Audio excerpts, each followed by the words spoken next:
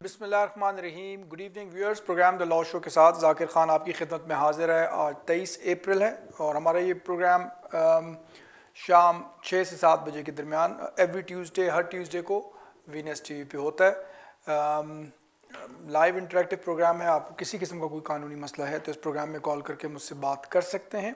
अगर आपकी इस प्रोग्राम में मुझसे बात नहीं हो सकती तो मेरा ईमेल एड्रेस भी ब्रेक के वक्त और प्रोग्राम के आखिर में स्क्रीन पे आता है और उस ईमेल एड्रेस पे आप मुझसे प्रोग्राम के बाद भी रब्ता कर सकते हैं। उसके अलावा जब आपकी मुझसे इस प्रोग्राम में बात होती है तो उसके बाद भी बेहतर ये होता है कि किसी भी वकील के पास जाके अपना केस ज़रूर डिटेल में डिस्कस कर लिया करें ताकि किसी किस्म की कोई कन्फ्यूजन ना हो। हमारा नंबर स्क्रीन पे आ रहा है इस वक्त, जो लाइव कॉल का, और इस नंबर पे आप कॉल करके मुझसे बात कर सकते हैं। प्रोग्राम का आगाज़ आज के पहले कॉलर से करते हैं। हेलो हेलो जी, आपकी कॉल थ्रू हो चुकी है। कौन सा आप बोल रहे हैं? अस्सलाम वालेकुम। वालेकुम अस्सलाम जी, कौन सा आप बोल रहे हैं? जी मैं आरिफ बोल रहा हूँ नॉर्थ वेल से। कैसे हैं भाईजान, ठीक हैं आप? जी आरिफ साहब, अल्लाह का शुक्र। आप सुनाएं, कैसे याद किया आज आपने? हाँ जी जी, मेरा एक छोटा सा क्वेश्चन है कि हमारे पास जो है ना डिक्शनरी लीव है 2.5 साल की, मेरी और मेरी फैमिली के पास, जो हमें ओवरस्टेट थे। फिर हमारा बच्चा पैदा हुआ तो 7 ईयर बेस पर फिर हमें मिली। तो जी जी अब बच्चा मेरा ब्रिटिश सिटीजन हो गया है। जी जी नेक्स्ट मंथ जो है ना हमारी ड्यू है, वो जो ना एक्सटेंशन। तो मुझे किसी ने कहा कि जो है ना आप इस बेस बच्चे के बेस पर जो है ना अगर आप टेस्ट एक कर लें तो ये स्विच कर सकते हैं आप 10 ईयर रूट को 5 ईयर पर। तो आप प्लीज मुझे डिटेल में जरा बता दें क्या ये हम पर अप्लाई होता है? आपने सुना है किसी को, लोगों को मिलते हुए, जिन्होंने अप्लाई किया है उनको मिलते हुए, और हमें करना चाहिए या नहीं करना चाहिए? कोई इसका नुकसान है या नहीं है? देखिए आरिफ साहब, इसमें बात यह है कि अगर आप अगर आप ओवर स्टेयर रहे हैं और आपको फिर 10 ईयर्स रूट पे वीज़ा दिया गया है तो आम तौर पे फिर मुश्किल से स्विच करते हैं 5 ईयर्स रूट पे। लेकिन इसमें बहरहाल होम ऑफिस का जो केस, जो उनका डिस्क्रेशन है, आप एप्लीकेशन अगर करना चाहें तो कर सकते हैं कि वो आपने आपको। कभी देखा है किसी को मिलते हुए, सुना है, या हमें करना चाहिए या नहीं? देखिए, खतरा तो हर नहीं एक के अपने है? सर्कमस्टांसेस होते हैं ना। अब आप ये ज़रूर कर सकते हैं, आप एक्सटेंशन के लिए तो वैसे ही अप्लाई कर रहे हैं, और तो आप ज़रूर ये कर सकते हैं कि आप रिक्वेस्ट कर सकते हैं कि आपको 5, अगर आप वो टेस्ट भी कर लेते हैं इंग्लिश का, कि आपको 5 ईयर्स के रूट पे स्विच कर दिया जाए। क्योंकि अगर उस पर आपको स्विच नहीं करेंगे तो आपको वो एक्सटेंशन तो इन एनी केस मिल जाएगी, यानी कि वही 10 ईयर्स के रूट पे रखेंगे तो ऐसा आपको नुकसान कोई नहीं है। जी हेलो, मेरे ख्याल में आरिफ साहब आपकी कॉल ड्रॉप हो चुकी है, लेकिन मैं उम्मीद करता हूं कि आपको आपके सवाल का जवाब मिल गया होगा। इसमें देखना ही होता है सिर्फ कि अगर कोई ओवर स्टेयर है, उनको वो इलीगल रहा है और उसको फिर होम ऑफिस ने अपनी डिस्क्रेशन यूज़ करते हुए डिस्क्रेशन लीव जो है वो 10 ईयर्स के रूट पे दी है, तो उसके बाद मुश्किल से वो स्विच करते हैं। लेकिन बहरहाल इसमें केस वर्कर की डिस्क्रेशन है। आप अगर चाहें तो रिक्वेस्ट कर सकते हैं जब आप एक्सटेंशन के लिए अप्लाई करते हैं। अगर आप इंग्लिश का टेस्ट भी पास कर लेते हैं, उनसे रिक्वेस्ट कर सकते हैं कि आपको 5 ईयर्स रूट पे कर दें। लेकिन जैसे कि मैंने कहा है, इसमें केस वर्कर की डिस्क्रेशन है। बहुत शुक्रिया। अगले कॉलर की तरफ चलते हैं। हेलो जी, अस्सलाम वालेकुम। वालेकुम अस्सलाम। कौन सा बोल रहे हैं? जी, मैनचेस्टर से बात कर रहा हूँ, मैं अली। जी अली साहब बोलिए, क्या सवाल है आपका? जी, मैंने कुछ अर्सा पहले भी आपसे पूछा था कि मेरी एक्सटेंशन 2.5 साल की मुझे बच्चों के साथ लीव मिली थी, अभी वो ड्यू है, नेक्स्ट वीक खत्म हो रही है जी। तो मैंने अप्लाई करना था। मैंने फी वेवर के लिए अप्लाई किया हुआ है, तकरीबन 8 हफ्ते हो गए हैं, लेकिन अभी तक उसका जवाब नहीं आया। जी। तो अब वो जब तक वो उसका जवाब नहीं आता मैं वेट करूँ, या चूंकि नेक्स्ट वीक मेरा वीजा फिनिश हो रहा है, तो मैं अगर बाई पोस्ट उनको भेजता हूँ, तो आपने मुझे लास्ट टाइम कहा था बाई पोस्ट भेज सकते हैं। आपने ऑनलाइन एप्लीकेशन की थी? मैंने फी वेवर की ऑनलाइन की थी जी। अच्छा, क्योंकि फी वेवर की, क्योंकि ऑनलाइन एप्लीकेशंस रिसेंटली शुरू हुई हैं पिछले 2-3 महीने से। अगर आपने फी वेवर की ऑनलाइन एप्लीकेशन की हुई है और वो पेंडिंग है, तो जब तक आपको फी वेवर का डिसीजन नहीं आ जाता आप वेट कर सकते हैं। क्योंकि जब आपको फी वेवर का होम ऑफिस की तरफ से डिसीजन आता है तो उसके बाद उस दिन से आपके पास 10 दिन होते हैं जो डिसीजन उन्होंने तो दिया अगर होता है मैं कि नेक्स्ट आपने ये वीक फिनिश हो application- जाती है तो मैं ओवर स्टे तो नहीं हो जाऊंगा? नहीं, क्योंकि अगर आपने फी वेवर एप्लीकेशन ऑलरेडी की हुई है, अगर आपकी लीव जो है वो in the mean time expire हो जाती है तो आप ओवर स्टेयर नहीं होंगे। अगर आप चाहें तो ये फ़ी वेवर की जो आप एप्लीकेशन करते हैं उसकी गाइडेंस में होम ऑफिस ने क्लैरिफाई किया हुआ है, लिखा हुआ है कि अगर आपने फ़ी वेवर की एप्लीकेशन कर दी है और आपकी लीव एक्सपायर हो रही है तो आप हमारे डिसीजन का वेट करें, फ़ी वेवर के डिसीजन का। हम आपको जब डिसीजन देंगे तो उसके बाद आपके पास 10 दिन होंगे। अगर हमने आपको रिफ्यूज़ कर दिया आपकी फ़ी वेवर की एप्लीकेशन तो फिर आप एप्लीकेशन जो है अपनी रूटीन में कर सकते हैं, आप ओवर स्टेयर नहीं होंगे। बहुत शुक्रिया अली साहब, उम्मीद करता हूँ कि आपको आपके सवाल का जवाब मिल गया होगा। नेक्स्ट कॉलर की तरफ चलते हैं। Hello Hello. Hello I, hello Hello. जी hello, Can I speak with Mrs. Zakir, please? Yeah speaking and you are live on the TV. What's your question? अस्सलाम वालेकुम सर, कैसे हैं? ठीक है सर? वालेकुम अस्सलाम, कौन सा बोल रहे हैं? जी मेरा नाम अहमद है।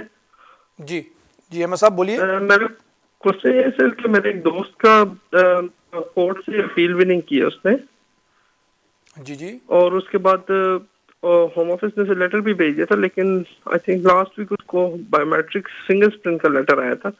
पूछना ये चाह रहा था कि सर उसका कितना और टाइम लगेगा कि BRP आने का, या कुछ ट्रेस कर सकते हैं कि कितना टाइम लग सकता है, टाइम फ्रेम के बारे में? अभी उन्होंने अपील उनको अलाउ हुई है ना? नहीं, अपील विन कर गए वो। वही मैं कह रहा हूँ कि मतलब उनकी अपील अभी अलाउ हुई है, उनको अपील वो जीते हैं। तो अब आप कह रहे हैं कि बायोमेट्रिक का लेटर आया है, ठीक है? जी, फिंगरप्रिंट्स का लास्ट वीक। जी। हाँ, तो अगर फिंगरप्रिंट्स बायोमेट्रिक का लास्ट वीक लेटर आया है तो मेरे ख्याल में, और अपील कब अलाउ हुई थी, कब जीते थे ये appeal?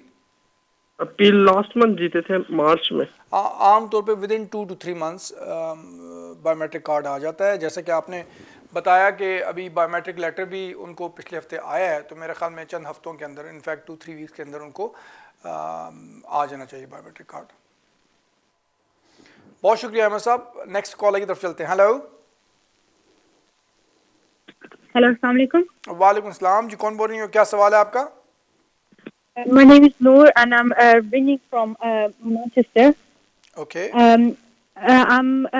I have like two parts of the questions. And my first, my family, we applied for our visa on the basis of 7 years, about 6.5 months ago, and we've been here for about 8 years now. Sorry, So sorry, what was that? You didn't hear from the home office, right? Yeah, we haven't heard back. We were told that we should wait about 6 months. Okay. It's been about 6.5 months, and we've been here for 8 years.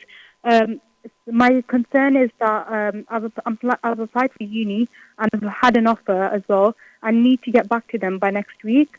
But I'm worried in terms of my fee status, as well as in terms of what will happen, and if we should wait further or should we contact them. Well, I would advise you to contact Home Office. You can ask them to expedite your application. The reason being, like you Okay. said, that you Yeah. have been offered a position in from the uni, so Yep. you can attach your offer letter with that Okay. request and ask the Home Office to expedite your application. Yeah. And what about the fee status if we don't hear back from them? Does that... Well, if you don't hear back from them in time, then you will have to contact your uni. You have to inform them about your situation, that you are currently awaiting a decision from the Home Office, and then Yeah. they will guide you further, and they Okay. can then decide about your fee status. All right? Yeah, thank you. Yeah, thank you very much, Ms. Noor. Thank you very much. Next caller की तरफ चलते हैं. Hello. अस्सलाम वालेकुम। वालेकुम अस्सलाम, कौन सा बोल रहे हैं? भाईजान मैं मुजम्मल बात कर रहा हूँ मैनचेस्टर से। जी आपसे मेरे दो छोटे छोटे क्वेश्चन हैं। जी जी बोलिए। एक मेरा सवाल है आपसे कि मैं ना 2 वीक पहले कोर्ट में गया था, मेरी शादी को तकरीबन 5.5 साल हो गए हैं शादी रजिस्टर किए हुए भी, लेकिन उन्होंने मुझे 2 दफ़ा डिटेन भी किया है, फिर छोड़ दिया, एक दफ़ा बेल पे, एक दफ़ा वैसे ही छोड़ दिए। अभी मैंने असाइलम किया था और मेरी कोर्ट में हियरिंग थी, लेकिन हमने जज को बताया कि मेरी शादी भी हो गई है, शादी को हुए कुछ 5 साल हो गए हैं, तो जज ने कहा कि आपने मेंशन नहीं किया कहीं शादी का, लेकिन मेरे बैरिस्टर ने बोला कि हमने कोर्ट ना इंटरव्यू में भी बोला था, और जो इस पैराग्राफ 16 पैराग्राफ में भी हमने मेंशन किया हुआ है। जी जी। तो क्या जानते हैं कि आप अगर असाइलम का नाम देखें तो ह्यूमन राइट्स का देखेंगे, मेरे बच्चे नहीं हैं, 5 साल हो गए शादी रजिस्टर किए हुए, देखिए इस्लामी भी। और दूसरा जी बिल्कुल और जवाब दूसरा मेरा क्वेश्चन है कि मैं साइनों पे जाता हूँ और 14 दिन बाद, तो क्या कोर्ट का डिसीजन आ जाए तो उसके बाद मुझे उसी वक्त डिटेन कर सकते हैं? देखें, जब आपकी असाइलम की एप्लीकेशन कंसिडर होती है तो साथ आपकी ह्यूमन राइट्स भी कंसिडर होते हैं। और आपने जैसा कि बताया कि आपके बैरिस्टर ने जज को बताया था कि आपकी मैरिज शादी भी हुई है और उसका पहले बताया भी जा चुका है। तो जहाँ तक मेरा एक्सपीरियंस और अंडरस्टैंडिंग है, जज इसको कंसिडर करेगा। फ़ैसला आपके हक़ में देते हैं नहीं देते वो एक अलग मैटर है, लेकिन आपकी शादी को भी या आपके ह्यूमन राइट्स को भी कंसिडर किया जाएगा। जो आपका दूसरा सवाल था कि आप साइनिंग के लिए जाते हैं, अगर आप खुदा न खास्ता आपकी अपील डिसमिस हो जाती है, आपके ख़िलाफ़ फ़ैसला होता है अपील में, तो ऐसा नहीं होता कि फ़ौरन आपको जब आप साइन के लिए जाते हैं डिटेन कर लें। आम तौर पे आप, क्योंकि अगर आपके ख़िलाफ़ फ़ैसला हो सालन तो आपके पास होता है, आप एप्लीकेशन कर सकते हैं दोबारा से कि आपको परमिशन दी जाए आगे अपील करने की। तो इसलिए मेरा नहीं ख्याल कि कोई घबराने वाली बात है कि खुदा न खास्ता अगर आपकी अपील रिफ्यूज़ हो जाती है तो आपको फ़ौरन वो डिटेन कर लेंगे। एज़ लॉन्ग एज़ आप आगे उसको अपील कर देते हैं तो कोई मसला नहीं होना चाहिए। बहुत शुक्रिया। अगले कॉलर की तरफ चलते हैं। हेलो हेलो हेलो, अस्सलाम वालेकुम सर। वालेकुम अस्सलाम। कौन सा बोल रहे हैं? जी मैं आसिम बोल रहा हूँ सर, नॉटिंगहम से। जी असल में मैंने पूछना था कि मैंने 2015 में जो है ना अपना केस डाला था बच्चों के साथ। तो उस वक्त मेरे बच्चा 3 साल का था तो वो रिफ्यूज हो गया था। तो फिर उसके बाद अभी तक ना हमने कोई केस नहीं डाला, अभी तक 3 साल हो गए। तो मेरी बच्ची 7 साल की हो गई है। तो अभी हमें रिटर्न प्रिपरेशन की तरफ से लेटर आया है कि अपने बच्चों के बर्थ सर्टिफिकेट हमें भेजें, आपका केस अंडर कंसिडरेशन है। जी जी। तो हमें अभी वकील ने बोला कि आप 7 साल का केस नहीं डालें, बल्कि इन्हीं को जो है ना बोलें कि हमें वीजा दें, 7 साल हो गए हैं बच्चे को। जी। तो हमने वो किया है, तो वो उनको भेजा। तो अभी उन्होंने दोबारा में लिखा है कि आप हमें ये प्रूफ भेजें कि आप मियां बीवी इकट्ठे रह रहे हैं और आपके जो बच्चे हैं, आपकी उनकी जो लाइफ है उसके अंदर आप रोल प्ले कर रहे हैं। तो मैंने पूछना ये है, पहली चीज कि क्या हमने ये ठीक किया है कि हमने केस नहीं डाला या हमें केस डालना चाहिए था? और दूसरी चीज के वो क्या डॉक्यूमेंट्स हम उनको प्रूफ करें कि जो बताएं कि हम दोनों इकट्ठे रहते हैं और बच्चों की लाइफ के अंदर हमारा रोल है।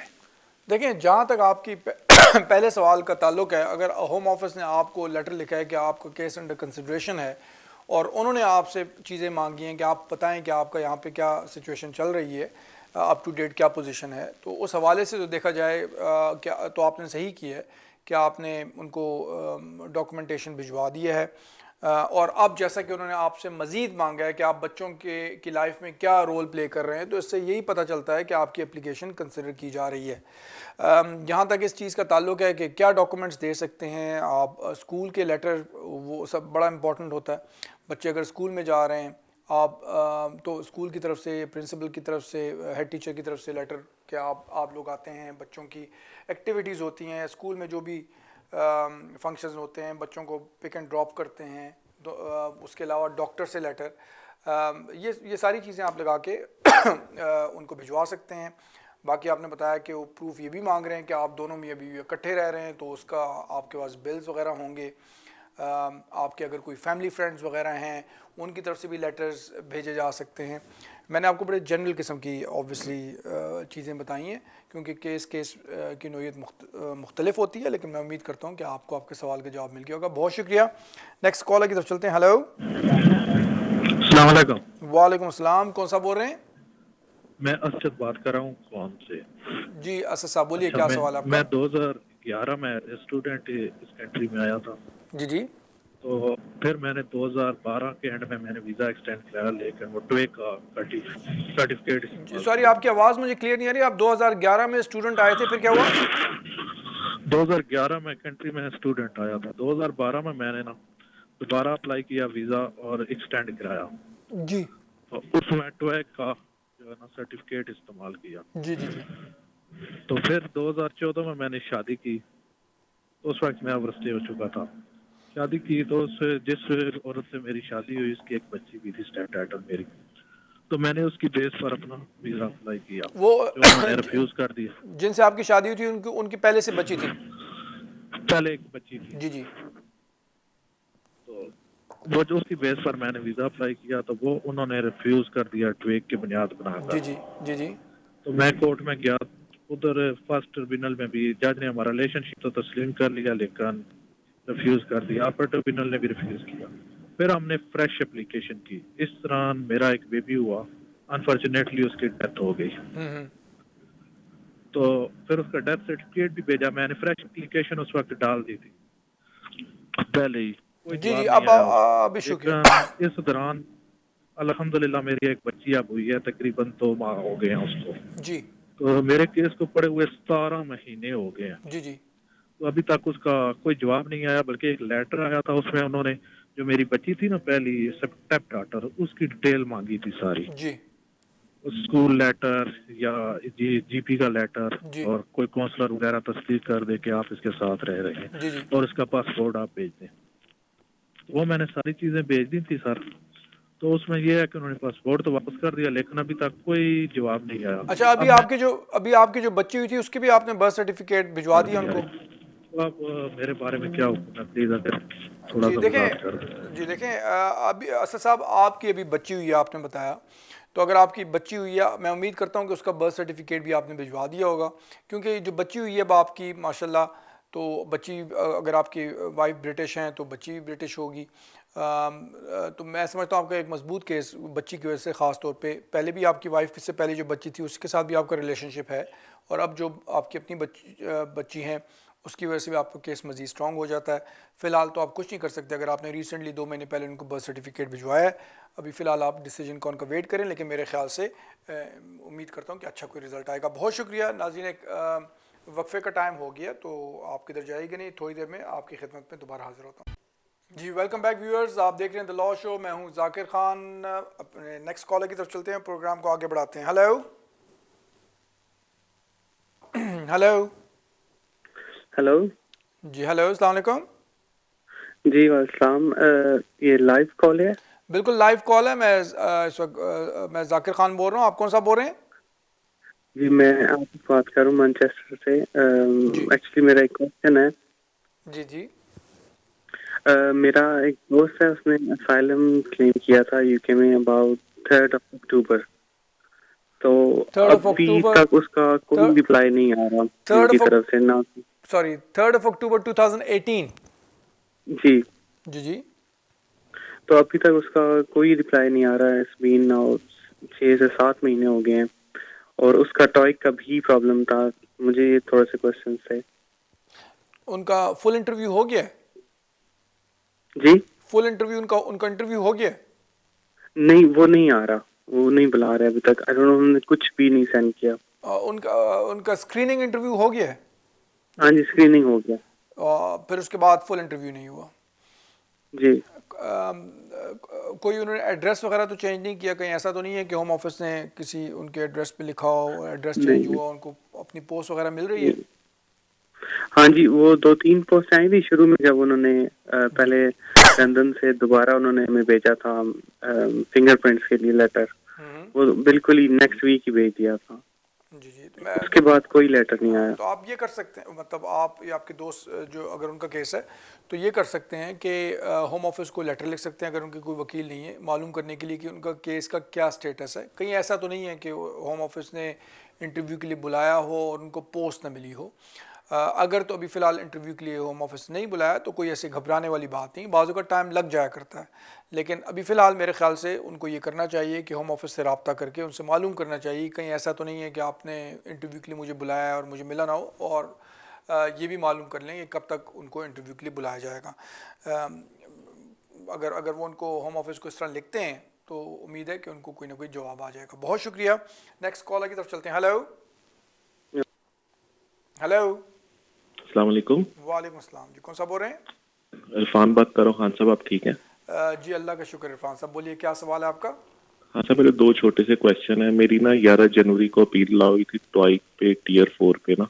अच्छा। और साथ ही मेरी अलाउ हुई थी human rights article 8 family and private life पे इकट्ठी।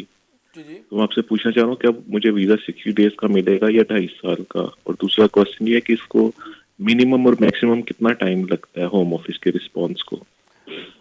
देखिए मिनिमम पहले मैं आपको दूसरे सवाल का जवाब दे दूंगा। मिनिमम और मैक्सिमम की जहाँ तक बात है तो वो कोई ऐसा टाइम फ्रेम तो नहीं है, लेकिन generally speaking with in 2 to 3 months home office की तरफ से आपको आ जाना चाहिए बायोमेट्रिक कार्ड। क्योंकि मेरे 11 जनवरी को अपील अलाउ हुई थी। अच्छा, 11 जनवरी को आपकी अपील हुई है, तो आमतौर पे ये 2 to 3 मंथ्स का टाइम फ्रेम होता है। अगर अभी तक आपको कुछ नहीं मिला हुआ तो आपको चाहिए कि होम ऑफिस से रब्ता करें, क्योंकि आपको तकरीबन 3 महीने से ज़्यादा का टाइम हो गया। आपको चाहिए कि आप होम ऑफिस से रब्ता करें और उनसे मालूम करें कि आपको कब वो वीज़ा इशू करेंगे। जहाँ तक आपका सवाल ये है कि आपको टियर 4 का भी पे भी अलाउ हुई है और आर्टिकल 8 और फैमिली लाइफ पे भी हुआ है, तो ये तो आपके सर्कमस्टांसेस पे डिपेंड करेगा। अगर आपकी एप्लीकेशन टियर 4 की एप्लीकेशन थी तो फिर मेरे ख्याल से आपको 60 डेज़ का ही वीज़ा इशू होगा और उसके बाद फिर आपने कोई भी एप्लीकेशन करनी हो तो वो आप कर सकते हैं। अगर आपकी एप्लीकेशन टियर 4 की एप्लीकेशन थी तो मेरे ख्याल में आपको 60 डेज़ का ही वीज़ा इशू होगा, अगर 60 डे नोटिस पहले नहीं मिला था। लेकिन बग़ैर मैं डिसीजन देखे हुए कुछ कहना मेरे लिए मुश्किल है। बहुत शुक्रिया इरफान साहब। नेक्स्ट कॉलर की तरफ चलते हैं। हेलो। Hello. जी hello. My name is, I rang before. Yes. Is it Yeah. Miss Noor? Sorry, I rang before and I forgot to ask the rest of my question. Yeah. My mum just really worried. The rest of my question was that Mum, we're worried because we're wondering why they haven't replied the Home Office, because as I said before, it's been 6.5 years. I go to a good college and my brother goes to a grammar school as well. Sorry, can you repeat? Also, can you repeat can I your question? contact the Home Office directly, or do I have to do it through a solicitor, or would it be preferable if my MP would do it? So your first question is that your mom is worried that why haven't the Home Office replied, right? Is that your first question? Yes. All right, okay. Generally speaking, the Home Office decides an application of your, of the sort of application you have told me.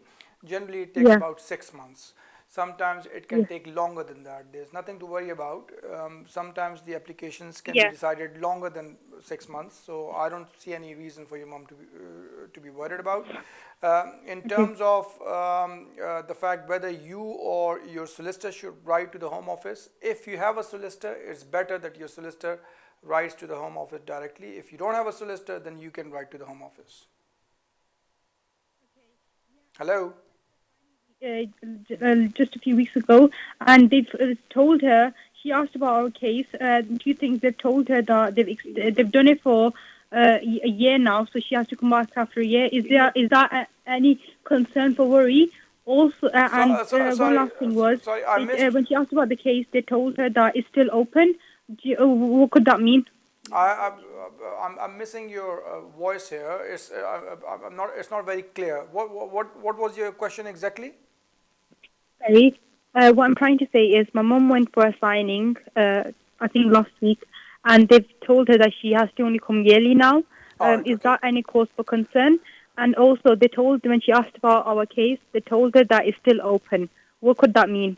All right, okay. There's nothing to worry about if they have asked her to come after a year for signing. There's nothing to worry about in terms of the fact that they've told her that the case is still open. That shows that the application is still outstanding. So I don't see any problem. Yeah, because you mentioned that it can take about more than 6 months. But some of my family friends, they've applied for the same visa for 7-year basis, and they've applied after us. They've heard before. What could that mean? See, it's I just gave you a general time frame that generally speaking, it can take the Home Office up to 6 months, sometimes longer, but doesn't mean that every case would be decided in exactly the same way and in the same time frame. So sometimes the applications are decided within 2 months, sometimes 3 months, sometimes 6 months, sometimes longer than that. It does not mean that you have a weaker case if the application is taking longer for the Home Office to decide. So you just have to wait for the Home Office decision and then take it from there. All right, thank you very much, Ms. Noor. Next caller की तरफ चलते हैं. Hello. Hello. जी hello. अस्सलाम वालेकुम. वालेकुम अस्सलाम. जी कौन सा बोल रहे हैं? Hi, my name is Asim. All right, okay, Mr. Asim. What's your question? Hi, just a question. I'm going to do the 7 years basis visa, like after like in this beginning year. So like I'm actually over 18. So my mom is single mom, and we lived here when I was like 13 years old. So does that still apply for me? No, 7 years is if you are applying and you are under 18, then it you have that 7 years concession in a way that if someone who is under 18 has spent 7 years of their lives here, then they can apply on that basis. So if you are over 18, it won't apply to you. Yeah, but I have brothers, sisters. My one sister born here. Okay. And she's 5 years old, and she will be 6 by the time. All right. And do you guys have any application with the Home Office currently?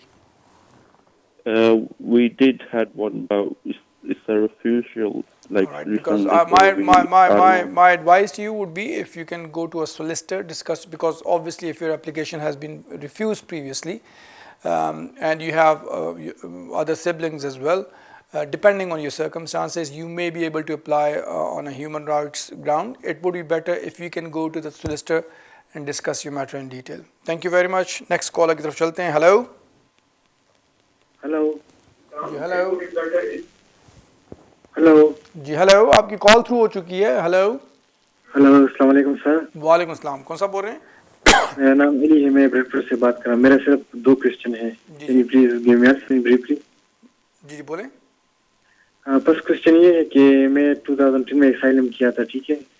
तो बड़े interview से पहले मेरे को एक letter आ गया जिसमें मैं पोस्ट ऑफिस गया था. मैंने वो फोटो और क्या नाम है फिंगरप्रिंट लिया था, ठीक है. 2002 में आपने बताया? सॉरी, आपने बताया कि 2002 में आपने असाइलम क्लेम किया था. मैं आया था 2008 में. 2010 में मैंने असाइलम किया था, 2010 में. ठीक. तो बड़ी इंटरव्यू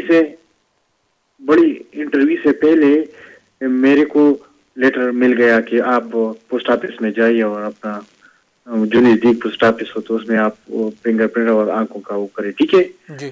तो मेरा ये क्वेश्चन है कि अभी मैं अपील में गया हूँ, अभी तक तो कोई डिसीजन नहीं आया. 9 दिन हो गए मेरे को डिसीजन नहीं आया, ठीक है. तो मेरा तो 2 क्वेश्चन है कि एक तो डिसीजन के बारे में परेशान हूँ कि 9 दिन हो गए, अभी मैं वकील बोलता है कि तुम वेट करो, ठीक है. जो मेरे लीगल एड कार्ड जो है ना वो प्रेजेंट, तो वो मेरे को बोलता है कि आप बस कुछ ना करें, बस घर में बैठे वेट करें, ठीक है. तो दूसरी बात मेरा ये है कि जो मैंने फिंगरप्रिंट और आंखों का वो पोस्ट ऑफिस में दिया है, तो अगर मेरे को अलाउ करता है तो मैं दोबारा फिंगरप्रिंट के लिए जाऊंगा या नहीं.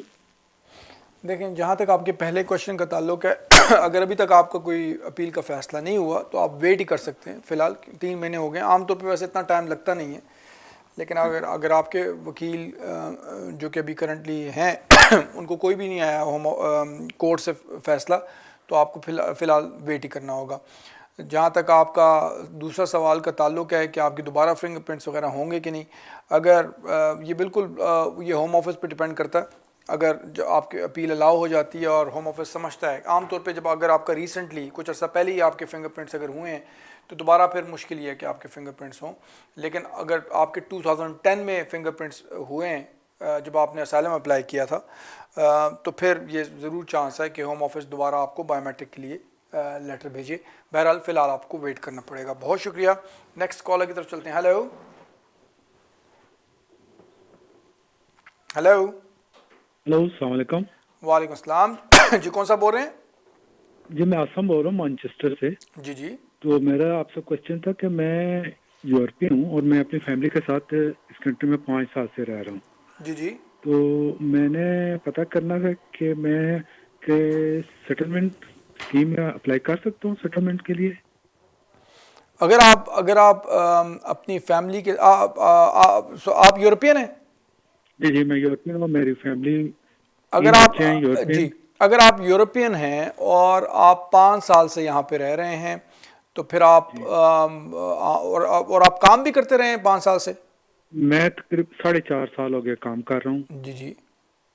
और 5 साल मुझे रेजिडेंस हो गया, लेकिन काम करते हुए 4.5 साल. देखें, अभी वैसे तो अगर स्ट्रिक्टली स्पीकिंग देखा जाए टेक्निकली, तो आपको जब 5 साल हो जाते हैं यहाँ पे ट्रीटी राइट एक्सरसाइज करते हुए, यानी कि काम करते हुए, तो फिर आप सेटलमेंट के लिए क्वालिफाई करते हैं। लेकिन अभी रिसेंटली पिछले महीने जो गवर्नमेंट ने स्कीम निकाली है, सेटलमेंट स्कीम, ऑनलाइन जो स्कीम है, उसके तहत जहाँ तक मेरी इन्फॉर्मेशन है, इतना स्ट्रिक्टली गवर्नमेंट अप्लाई नहीं करी। अगर आप यहाँ पे 5 साल से रह रहे हैं तो आप एप्लीकेशन उसमें कर सकते हैं। लेकिन अगर आप वो उस स्कीम के तहत अप्लाई करेंगे तो वो खुद ही फिर आपको बता भी देते हैं कि जी आप सेटलमेंट के लिए आप कंसिडर करेंगे कि नहीं करेंगे।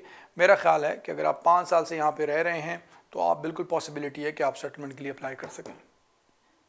बेहतर ये है, अगर आप ख़ुद नहीं कर सकते वो सेटलमेंट स्कीम तो सिंपल है, लेकिन अगर आप ख़ुद नहीं कर सकते किसी भी वकील के पास जाके आप उनकी हेल्प ले सकते हैं। मैं आपको मशवरा दूंगा कि आप सेटलमेंट स्कीम के लिए अप्लाई करें। नाज़रीन, एक ब्रेक का टाइम हो गया और अगर आप मेरा ईमेल एड्रेस नोट करना चाहें तो मेरा ईमेल एड्रेस इस वक्त स्क्रीन पे आ रहा है। इस ईमेल एड्रेस पे आप प्रोग्राम के बाद भी मुझसे रब्ता कर सकते हैं। जैसे कि मैंने कहा, एक ब्रेक का टाइम हुआ है, आप किधर जाइएगा नहीं, मैं थोड़ी देर में आपकी खिदमत में दोबारा हाजिर होता हूँ। Welcome back viewers. प्रोग्राम को ख़त्म होने में अब बिल्कुल थोड़ा सा टाइम रह गया है, इसलिए बगैर कोई वक्त ज़ाया किए अपने नेक्स्ट कॉलर की तरफ चलते हैं। हेलो हेलो जी, हेलो जाकिर साहब। जी जी, कौन सा बोल रहे हैं? मैं लंदन से बोल रहा हूँ। एक्चुअली मेरा क्वेश्चन इसलिए, तब मेरे को ना पहले 3 साल की DLR मिली थी जी जी, उसके बाद मैंने उसको स्टैंड किया, उसने दोबारा फिर 3 साल की मिल गई थी मुझे। ठीक है। तो मैंने फरवरी में दोबारा से अप्लाई किया है इंडेफिनिट लीव के लिए जी जी। तो मुझे 8 वीक हो चुके हैं अभी तक।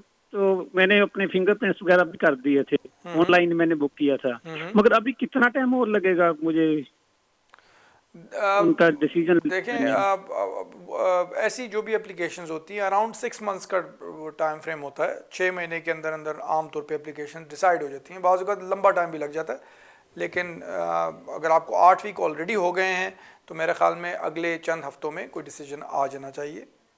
राइट जी जी। तो ये जो प्रीमियम सर्विस भी होती है इसमें हमने नहीं की वैसे तो।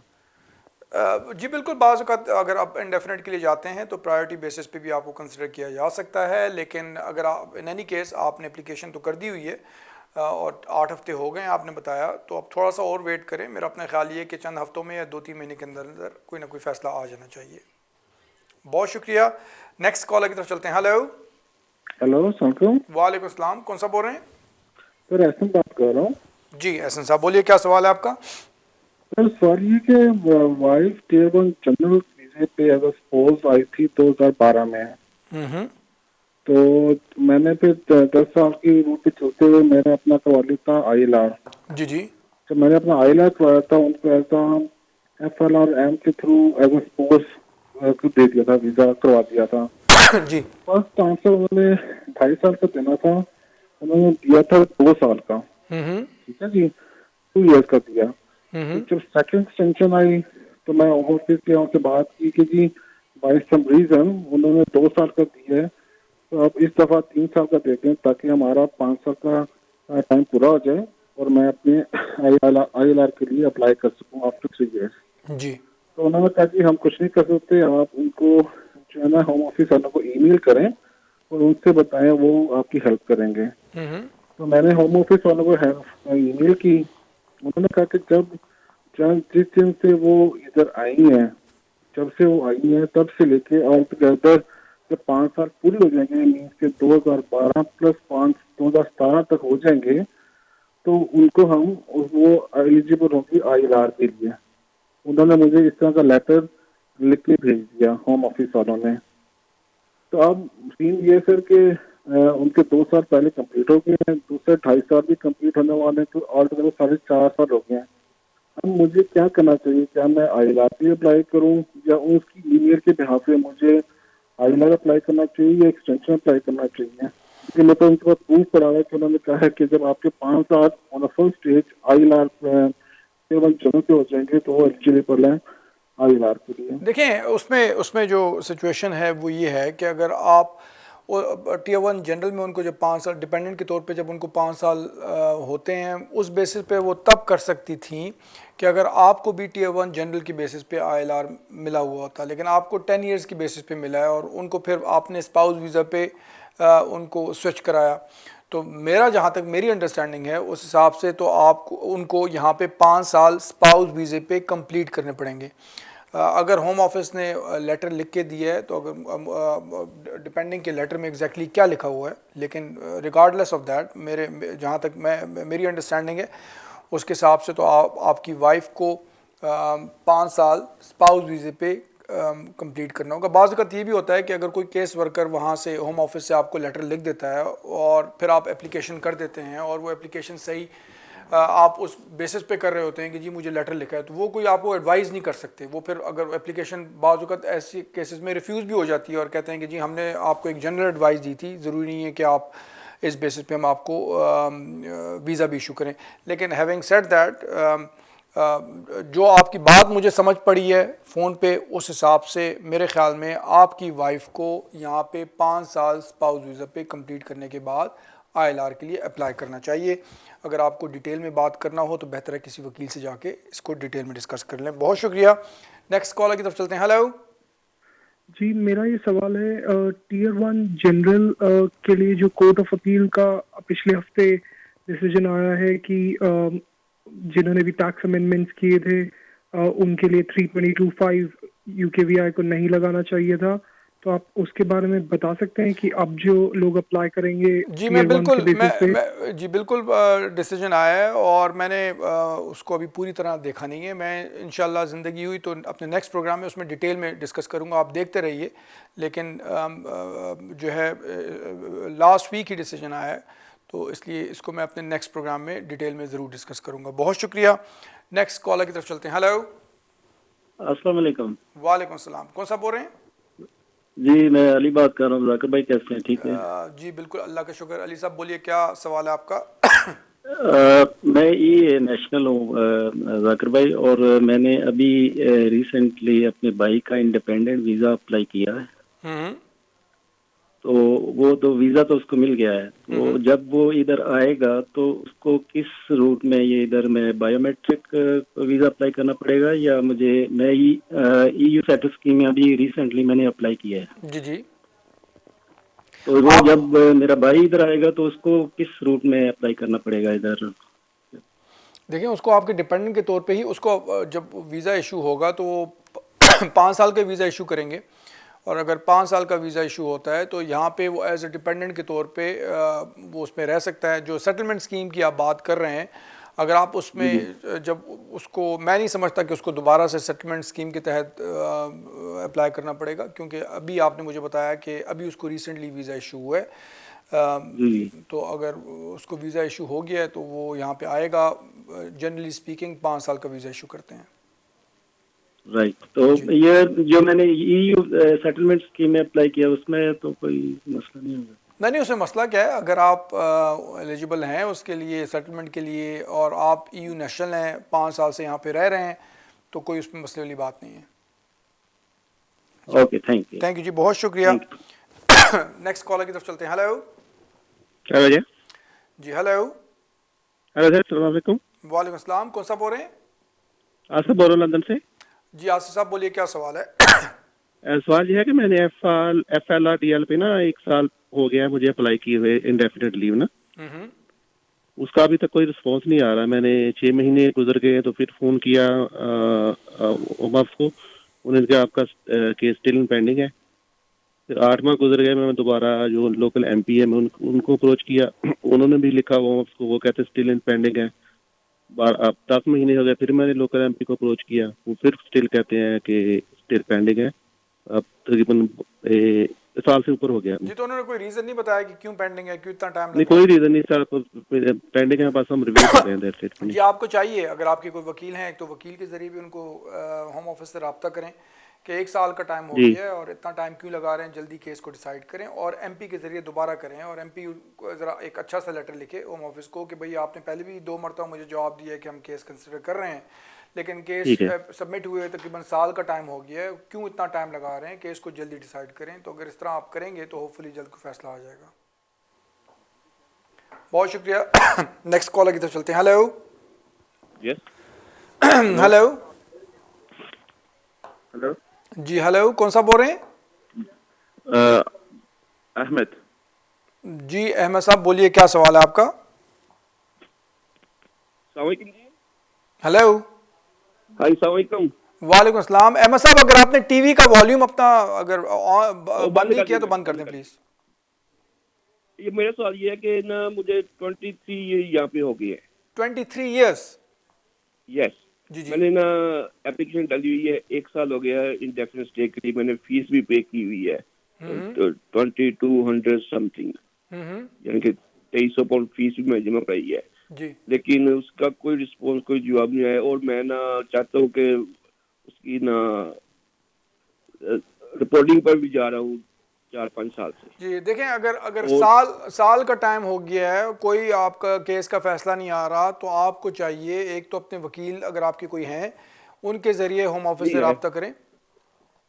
जी हेलो जी जी, एक तो अपने वकील के ज़रिए से होम ऑफिस से रब्ता करें और उनको बोलें कि काफ़ी टाइम हो गया, एप्लीकेशन डिसाइड करें। और लोकल एमपी से रब्ता करें, एमपी के ज़रिए भी होम ऑफिस पे प्रेशर डालें कि साल का टाइम हो गया है, इतना टाइम क्यों ले रहे हैं, जल्दी केस डिसाइड करें। तो जब आपके वकील और एमपी दोनों लिखेंगे तो होपफुली कुछ केस का जल्दी फैसला आ जाएगा। जी बहुत शुक्रिया। नेक्स्ट कॉलर की तरफ चलते हैं। हेलो हेलो जाकिर साहब, अस्सलाम वालेकुम। वालेकुम सलाम। कौन सा बोल रहे हैं? जी मैं जाकिर साहब, मेरा नाम परवेज है, मैं बेडफोर्ड से बात कर रहा हूँ। जी परवेज साहब बोलिए, क्या सवाल है आपका? जी जाकिर साहब, मेरी वाइफ जून 2015 में आई थी इस मुल्क में जी। उसको वो रेजिडेंस परमिट वगैरह भी सब कुछ मिल गया है, दूसरी बार मिला है। हम पाकिस्तान जाना चाहते हैं जुलाई में, वो कितना अरसा स्टे कर सकती है पाकिस्तान में? आप खुद ब्रिटिश हैं? जी मैं ब्रिटिश हूँ, मेरे 2 बच्चे हैं वो भी ब्रिटिश हैं। तो आप देखें 6 महीने मैक्सिमम ठहर सकते हैं, कोशिश होनी चाहिए। वैसे आमतौर पे अराउंड साल में 3 महीने से ज़्यादा ना ठहरें, लेकिन क्योंकि फिर आगे नेशनलिटी पे उसका इफेक्ट होता है, लेकिन मैक्सिमम 6 महीने रह सकते हैं साल में। साल में 6, मैक्सिमम 6 मंथ। जी बिल्कुल ठीक है, बहुत शुक्रिया परवेज साहब। नेक्स्ट कॉलर की तरफ चलते हैं। हेलो हेलो जी जी, कौन सा बोल रहे हैं? याकूब। याकूब साहब, क्या सवाल है आपका? मेरा सवाल है जी, मैंने एक स्पॉन्सर करनी है लेडी जी जी इंडिया में। आपने स्पॉन्सर करना है किसी को? किसी औरत को? जी जी। क्या विजिट वीजे के लिए? जी विजिट वीजे के लिए? विजिट के लिए मैंने कराना केरर। अच्छा नहीं, केरर वीज़ा तो इशू नहीं होता, केरर वीज़ा आप नहीं बुला सकेंगे। अच्छा जी, क्योंकि यहाँ पे आपको केरर अवेलेबल होते हैं ना, तो इसलिए केरर वीज़ा जो है वो केरर नहीं मिलते जहाँ जो मेरे साथ रहे। जी जी, लेकिन केरर वीज़ा जो है आप नहीं बुला सकेंगे। तो फिर मैं कैसे करूँगी? होम ऑफिस से पूछूं? होम ऑफिस से पूछना तो नहीं होगा, लेकिन बहरहाल अगर आप चाहें तो डिटेल में किसी वकील के पास जाके इसको डिस्कस कर सकते हैं। बहुत शुक्रिया। नेक्स्ट कॉलर की तरफ चलते हैं। हेलो हेलो अस्सलाम वालेकुम। वालेकुम सलाम। कौन सा बोल रहे हैं? सर ये यासर बात कर रहा हूँ न्यूटन से। कैसे आप? ठीक है, अल्लाह का शुक्र। यासर साहब बोलिए, क्या सवाल है आपका? सर मेरी कजन एक पाकिस्तान से शादी करके आई है, ऐसा का वीज़ा मिला था, वो वीज़ा किसी वजह से एक्सटेंड नहीं करवा सके, खत्म हो गया है। तो मुझे ये पूछना था कि उसके वीज़े का क्या होगा? ये इधर से करना पड़ेगा या वापस जाना पड़ेगा? और साथ और ये मसला है कि उसका पासपोर्ट पाकिस्तानी है, वो भी फिनिश हो गया, नादरा कार्ड भी फिनिश है, तो कोई प्रॉब्लम तो नहीं आने जाने में? या इधर कर सकती हैं या उधर कर सकती हैं, कैसे होगा? उनका वीज़ा ख़त्म होने, जो स्पाउस वीज़ा था उनके पास, स्पाउस वीज़ा था, वो तकरीबन 1.5 या 2 साल हो गए, खत्म हो गए। कोई बच्चा भी है उनका? नहीं, बच्चा नहीं है सर। शादी मैरिज जो है ना वो बिल्कुल ठीक जा रही है, किसी वजह से नहीं हो सका बस। जी अगर 2 साल हो गए हैं तो फिर 2 तरीके हैं। एक तरीका तो ये है कि वो एक तरीका तो ये है कि वो वापस पाकिस्तान जाके वहाँ से स्पाउस वीज़ा लेके आएँ, क्योंकि अगर 14 दिन से ज़्यादा ओवरस्टे कोई हो जाता है तो फिर यहाँ से नहीं अप्लाई कर सकता। दूसरा, वो अगर यहाँ से अप्लाई करती हैं तो वो रीज़न दें होम ऑफिस को कि क्यों उनका इतना डिले हो गया, लेकिन बहुत मुश्किल है कि यहाँ से उनको वीज़ा इशू हो। बेहतर ये होगा कि अपने वो पाकिस्तान जाके वहाँ से स्पाउस वीज़ा के लिए अप्लाई करें। और बेहतर ये भी है कि आप किसी वकील के पास जाके इसको डिटेल में डिस्कस कर लें, क्योंकि मुझे बताया जा रहा है कि टाइम भी जो है वो ख़त्म हो गया प्रोग्राम का। बहुत शुक्रिया नाज़रीन, जिन लोगों से बात नहीं हो सकी, इंशाल्लाह अपने नेक्स्ट प्रोग्राम में आप लोगों से दोबारा मुलाकात होगी। अगर आप लोग मुझे ईमेल करना चाहें तो मेरा ईमेल एड्रेस इस वक्त स्क्रीन पे आ रहा है। इस ईमेल एड्रेस पे आप प्रोग्राम के बाद भी मुझसे रब्ता कर सकते हैं। अपना ख्याल रखें, दुआ में याद रखें। बहुत बहुत शुक्रिया। अल्लाह हाफ़िज़।